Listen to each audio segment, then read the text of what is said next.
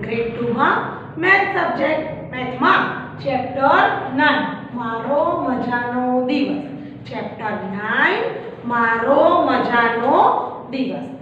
વિદ્યાર્થી મિત્રો, આજે આપણે આપણા નેક્સ્ટ ટોપિક તરફ આગળ વધીશું. એમાં ચિત્રના આધારે આપણે પ્રશ્નોના જવાબ લખવાના છે.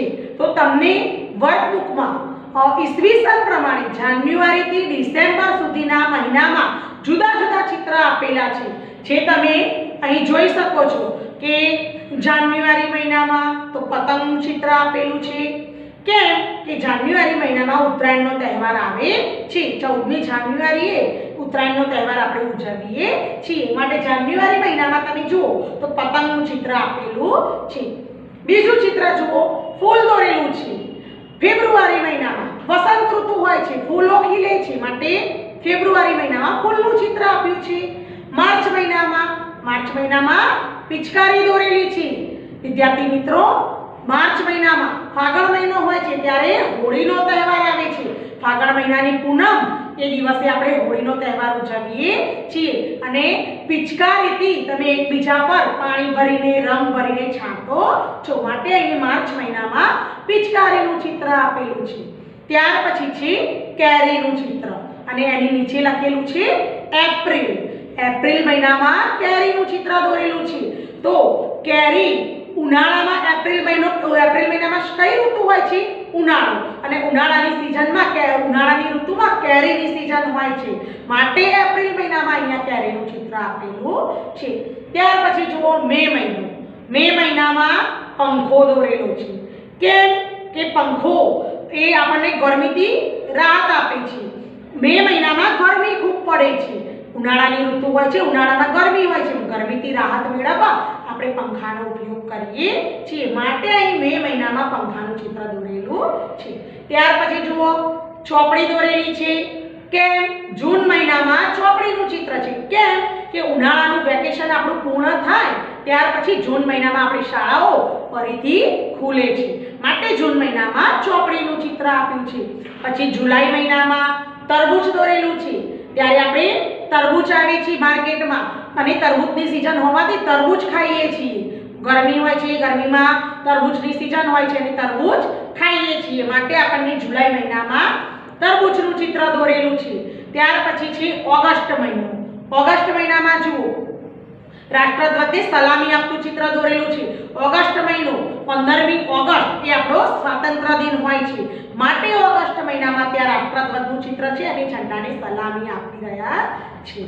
ત્યાર પછી છે ઓગસ્ટ પછી કયો મહિનો આવે છે? સપ્ટેમ્બર. સપ્ટેમ્બર મહિનામાં વિદ્યાર્થી મિત્રો આપણે કયો દિવસ ઉજવીએ છીએ? શિક્ષક દિન. શિક્ષક દિન આપણે સપ્ટેમ્બર મહિનામાં ઉજવીએ છીએ. ત્યાર પછી જુઓ ઓક્ટોબર મહિનામાં ગરબા ગાતી સ્ત્રીઓ બતાવેલી છે અને માતાજીનો ફોટો બતાવ્યો છે અંબેમાનો. કેમ કે ઓક્ટોબર મહિનામાં નવરાત્રી આવે છે અને નવરાત્રીમાં તમે ગરબા ગાઓ છો. માટે ત્યાં ગરબાનું ચિત્ર પણ બતાવેલું છે. ત્યાર પછી ઓક્ટોબર પછી આવશે નવેમ્બર મહિનો.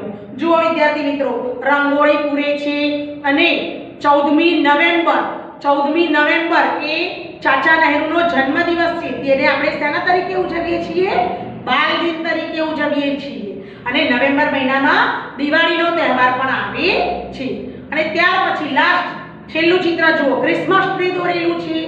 નાતાલ ડિસેમ્બર મહિનો છે. ડિસેમ્બર મહિનામાં શેનું આપણે ઉજવણી કરીએ છીએ? નાતાલનો તહેવાર આવે છે. માટે આપણે નાતાલની ઉજવણી કરીએ છીએ. માટે ત્યાં ક્રિસમસ ટ્રીનું ચિત્ર દોરેલું છે. તો વિદ્યાર્થી મિત્રો, આપણે આ જાન્યુઆરીથી તે ડિસેમ્બર સુધી જે જુદા જુદા ચિત્ર આપ્યા છે તેની આપણે માહિતી મેળવી કે કયા મહિનામાં કયું ચિત્ર આપ્યું છે અને કેમ આપ્યું છે, શા માટે એ ચિત્ર આપ્યું છે વગેરે જેવી આપણે માહિતી મેળવી. હવે તેના આધારે આપણે અહીં આપેલા પ્રશ્નના જવાબ લખીશું. તો આપણે સૂચના વાંચીએ કે ચિત્રના આધારે પ્રશ્નોના જવાબ લખો. ચિત્ર આપ્યું છે આપણી વર્કબુકમાં, જે ચિત્ર છે એના આધારે આપણે પ્રશ્નોના જવાબ લખીશું. પહેલો પ્રશ્ન વાંચીએ. જાન્યુઆરી મહિનામાં કયો તહેવાર આવે છે? કઈ તારીખે? જાન્યુઆરી મહિનામાં કયો તહેવાર આવે છે અને કઈ તારીખે? તો કયો તહેવાર આવે છે? હાલ જ આપણે સમજ્યા ચિત્રમાં કે જાન્યુઆરી મહિનામાં પતંગનું ચિત્ર દોરેલું હતું. પતંગના ચિત્ર જાન્યુઆરી મહિનામાં ઉત્તરાયણનો તહેવાર આવે છે. તો આપણે અહીંયા લખીશું ઉત્તરાયણ.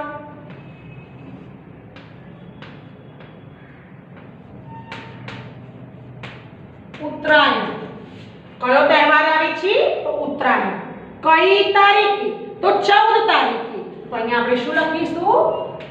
14મી જાન્યુઆરી.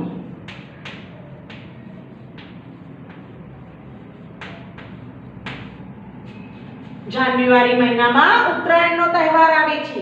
કઈ તારીખે? 14મી જાન્યુઆરી. બીજો પ્રશ્ન જુઓ. હોળી કયા મહિનામાં આવે છે? હોળી કયા મહિનામાં આવે છે વિદ્યાર્થી મિત્રો?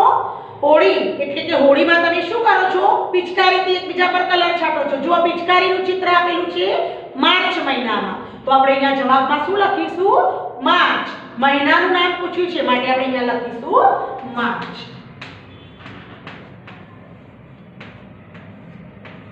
માર્ચ મહિનામાં ફાગણ મહિનો હોય છે અને ફાગણ મહિનાની પૂનમના દિવસે હોળીનો તહેવાર ઉજવીએ છીએ. તો એટલે મેં અહીંયા કૌંસમાં ફાગણ પણ લખ્યું છે. તમે જો માર્ચ લખો તો પણ સાચું પડે અને અહીંયા ચિત્રના આધારે માર્ચ લખો તો પણ સાચું છે અને ફાગણ મહિનો જે લખશે એ પણ સાચું જ છે. કેમ કે વિક્રમ સંવત પ્રમાણે ગુજરાતી વર્ષ પ્રમાણે ફાગણ મહિનાની પૂનમના દિવસે આપણે હોળીનો તહેવાર ઉજવીએ છીએ.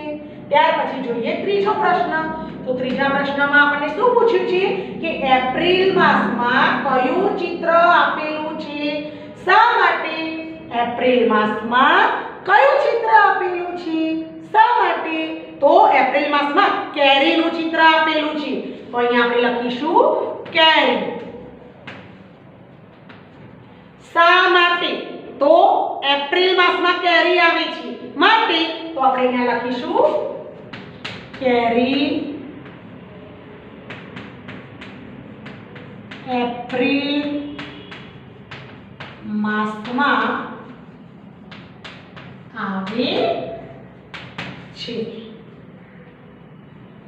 એપ્રિલ માસમાં કયું ચિત્ર આપેલું છે?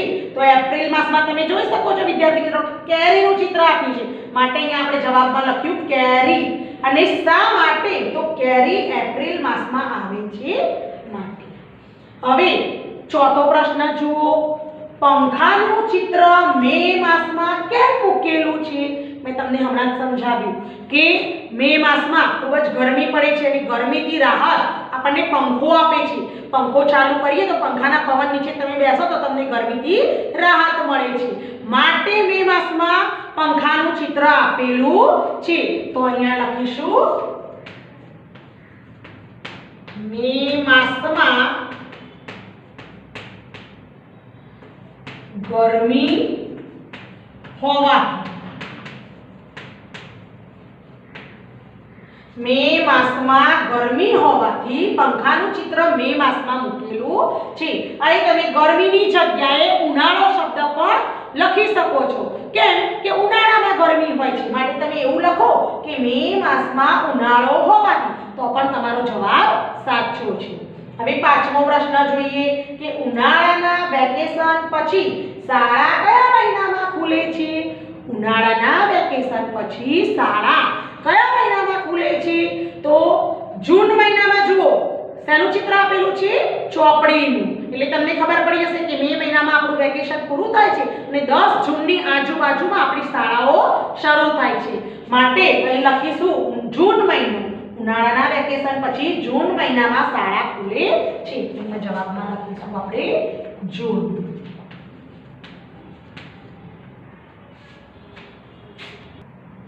હવે છઠ્ઠો પ્રશ્ન વાંચીશું કે સ્વાતંત્ર્ય દિન કયા મહિનામાં આવે છે અને કઈ તારીખે? સ્વાતંત્ર્ય દિન કયા મહિનામાં આવે છે? કઈ તારીખે? તો વિદ્યાર્થી મિત્રો 15મી ઓગસ્ટ એ આપણો સ્વાતંત્ર્ય દિન કહેવાય છે. એને આપણે સ્વાતંત્ર્ય દિન તરીકે 15મી ઓગસ્ટે આપણે સ્વાતંત્ર્ય દિન તરીકે આપણા દિવસને ઉજવીએ છીએ. તો અહીં લખીશું આપણે કે સ્વાતંત્ર્ય દિન ઓગસ્ટ મહિનામાં આવે છે અને કઈ તારીખે? તો 15 તારીખે. તો લખીશું 15મી ઓગસ્ટ. 15મી ઓગસ્ટ. સ્વાતંત્ર્ય દિન કયા મહિનામાં આવે છે, કઈ તારીખે? આપણને ચિત્રમાં પણ આપેલું છે કે રાષ્ટ્રધ્વજને સલામી આપતું ચિત્ર આપેલું છે, તો ઓગસ્ટ મહિનો લખેલો છે નીચે. 15મી ઓગસ્ટ એ આપણો સ્વાતંત્ર્ય દિન તરીકે ઉજવીએ છીએ. 7મો પ્રશ્ન જુઓ. શિક્ષક દિન કયા મહિનામાં આવે છે, કઈ તારીખે? તો સપ્ટેમ્બર મહિનામાં 5મી સપ્ટેમ્બર આપણે શિક્ષક દિન તરીકે ઉજવીએ છીએ. તો અહીંયા લખીશું 5મી સપ્ટેમ્બર. તારીખ પણ પૂછી છે કે કઈ તારીખે, માટે અહીંયા લખીશું 5મી સપ્ટેમ્બર. શિક્ષક દિન કયા મહિનામાં આવે છે? તો સપ્ટેમ્બર મહિનામાં. કઈ તારીખે? તો 5મી. આખો જવાબ આપણે લખ્યો 5મી સપ્ટેમ્બર. આગળનો પ્રશ્ન 8મો પ્રશ્ન જુઓ. ઓક્ટોબર મહિનામાં કયું ચિત્ર આપેલું છે? શા માટે ઓક્ટોબર મહિનામાં કયું ચિત્ર આપેલું છે? તમે જુઓ વિદ્યાર્થી મિત્રો કે ઓક્ટોબર મહિનામાં ગરબાનું ચિત્ર આપેલું છે. સ્ત્રીઓ ગરબા ગાય છે, સ્ત્રીઓ ગરબા ગાય છે અને નવરાત્રી છે. તો અહીંયા આપણે જવાબમાં લખીશું ગરબા.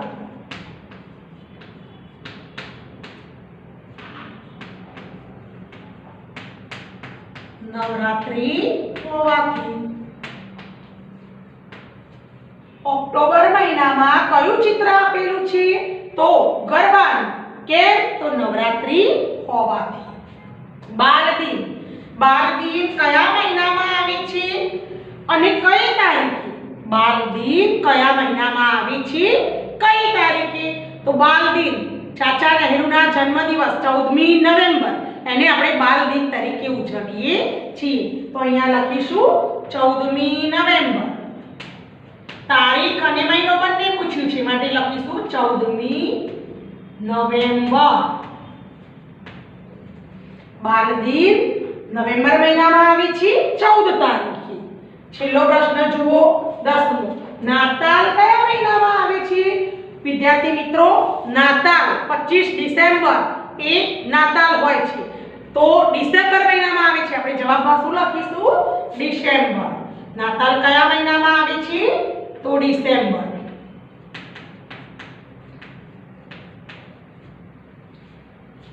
નાતાલ ડિસેમ્બર મહિનામાં આવે છે. વિદ્યાર્થી મિત્રો, અમુક તહેવાર એવા હોય છે કે જે ફિક્સ તારીખે આવે છે, એની તારીખ નક્કી હોય છે. દાખલા તરીકે સમજો કે 14મી જાન્યુઆરી શું હોય છે? ઉત્તરાયણ. પછી જાન્યુઆરી મહિનાની 14 તારીખ હોય એટલે ઉત્તરાયણનો તહેવાર હોય જ. પછી 25 ડિસેમ્બર તો નાતાલ. 15મી ઓગસ્ટ, 26મી જાન્યુઆરી, આ બધા તહેવારો ફિક્સ છે. બીજી ઓક્ટોબરે ગાંધી જયંતિ વગેરે તહેવારો તારીખ પ્રમાણે ફિક્સ છે કે આ તારીખે આ તહેવાર આવે છે. અને અમુક તહેવારો વિક્રમ સંવત ગુજરાતી વર્ષ પ્રમાણે જે આપણા મહિના છે એની તિથિ પ્રમાણે હોય છે. દાખલા તરીકે હોળીનો તહેવાર, તો હોળી એ ફાગણ મહિનાની પૂનમના દિવસે આવે છે. તો વિદ્યાર્થી મિત્રો, તમારે પણ તમારી વર્કબુકમાં પ્રશ્નોના જવાબ ચિત્રના આધારે લખવાના રહેશે. Okay, thank you.